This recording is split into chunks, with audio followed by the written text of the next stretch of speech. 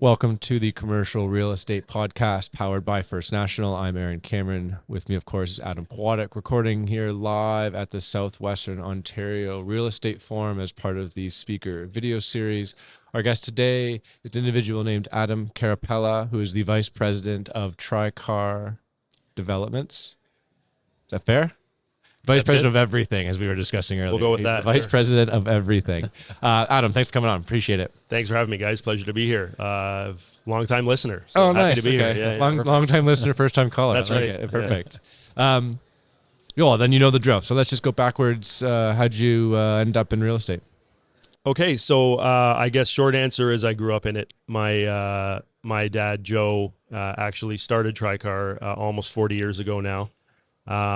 So growing up, weekends after school, I'd either go into the office to do some work, or I'd be slugging drywall around or helping Was he building renovate building units. houses or apartments? What was he doing? He really he got his start really in apartments. He had a partner to start, and then he broke off on his own and created Tricar. And so he was always building purpose-built rentals for the most part, sometimes buying and renovating them, and then he sold a few along the way to kind of capitalize himself to move forward. So I just did a lot of odd jobs and stuff like that over summers and weekends and stuff like that. I've painted cranes. I've Cool. torn out units. I've done all kinds of stuff. Before I like forget, who are the three Carapellas? Yeah, so it's kind of funny. He's when he started the company, it was himself, and then he had two sons, myself and a younger brother. But then a couple years later, they had another boy, so there was three boys. quad So car? he just changed it to Tricar actually meant just the three boys. Right? Yeah. But then he had a daughter as well, so it's like kind of now the name is just whatever it is. But Yeah. Good catch, though. I didn't catch the tri-car until you brought it up. So he created Tricar, started doing that, building apartment buildings, holding predominantly, selling some. Like, what was the sort of original predominantly business holding. thesis? Sold some over time. His line is always anything he's ever sold, he's sold too cheap. So he does like to hold long term for sure. Especially in the apartment arena in the last couple of decades. That's Yeah. for sure. Yeah. So yeah, I mean, I did that. I went to school at University of Guelph, real estate and housing program there, which was a great program. Gave I think a pretty good foundation for some of the aspects of real estate. And then I almost went to law school actually, and I accepted it. And then in the summer, I deferred it for a year. And I said, I'm going to go stay in the business for a year, see how I like it. And then I never ended up going back. Terrible So mistake. I've been there ever Terrible since. mistake. Yeah. So it's been okay. It's worked out for me so far anyways. The siren song of the drywall drew you in. It's That's right. Yeah, I don't know. Painting the crane would have been the highlight for me, probably. Okay, so what are you doing there today?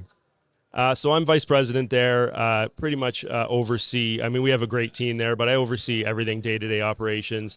We are also, we own and manage just over 2,000 rental apartment units. We also build a lot of condominiums, mid-rise and high-rise condominiums in Southwestern Ontario, and we build all our rental product as well. So we are the GC. We self-perform all our work.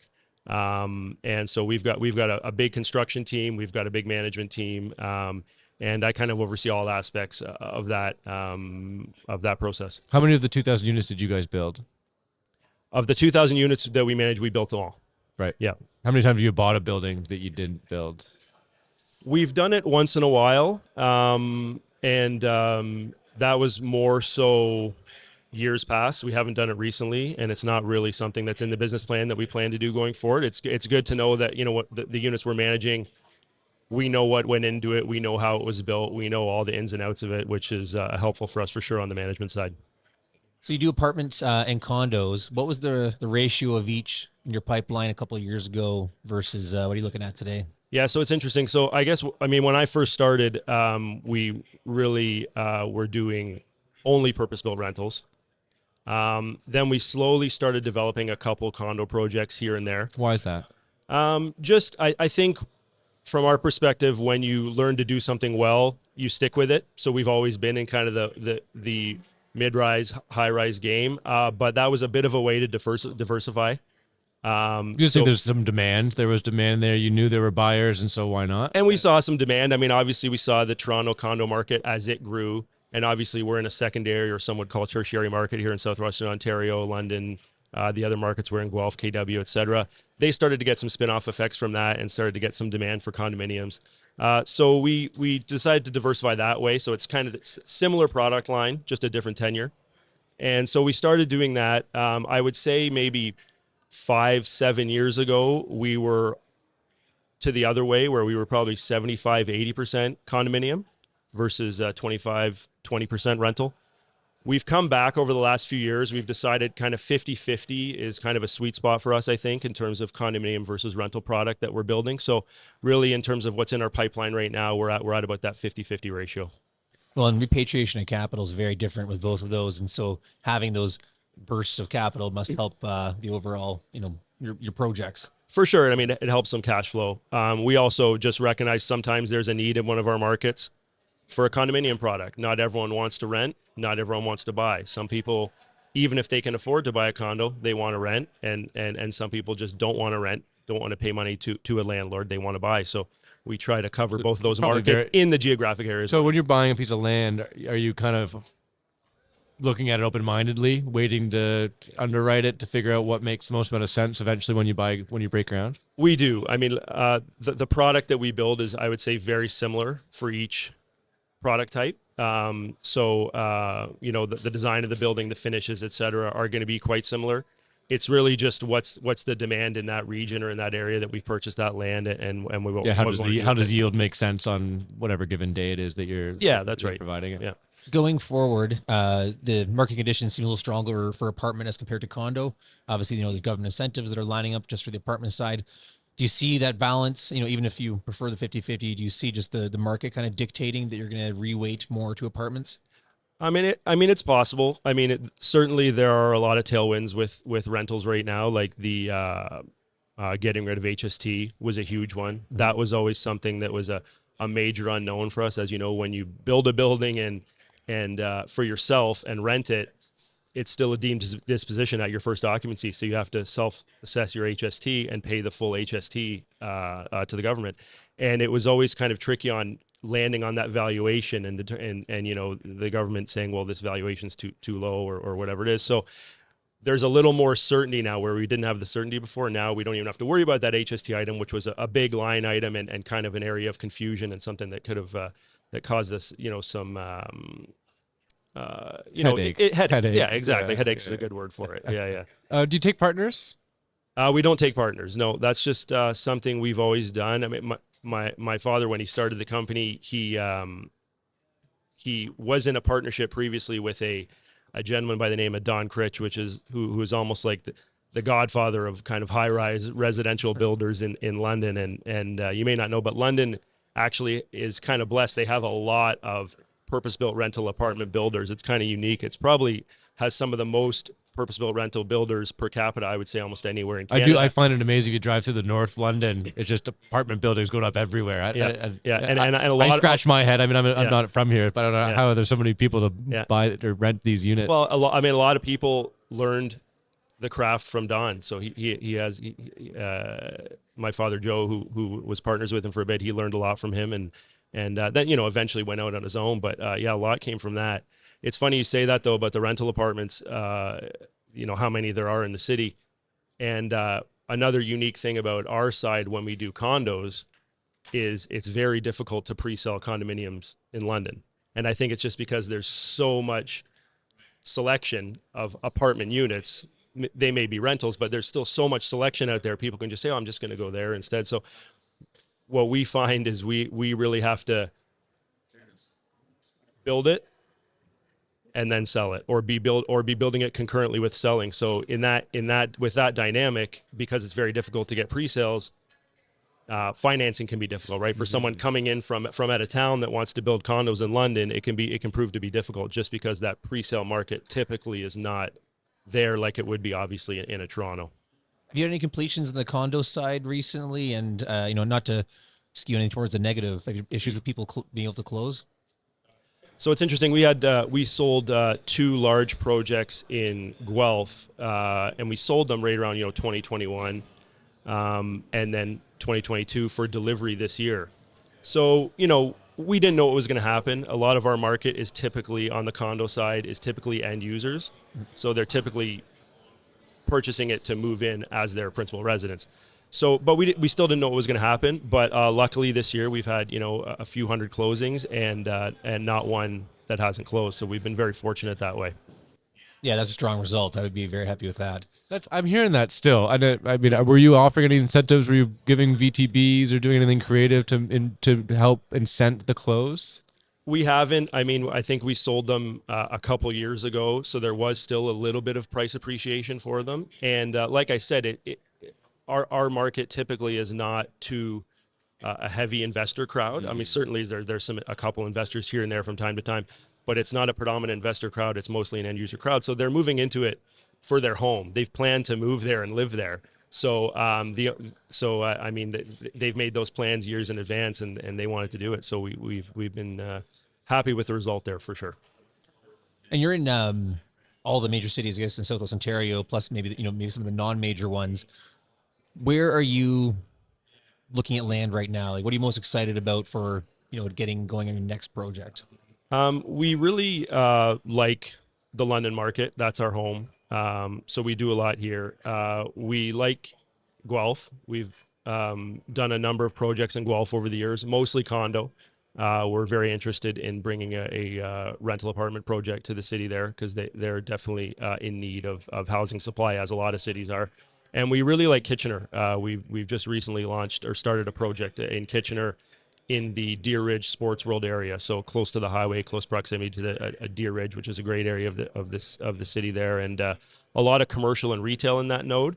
But there wasn't really any multi-res to speak of there, so we're bringing that there and kind of creating a new sort of village or a new residential area within that pocket, which is pretty exciting.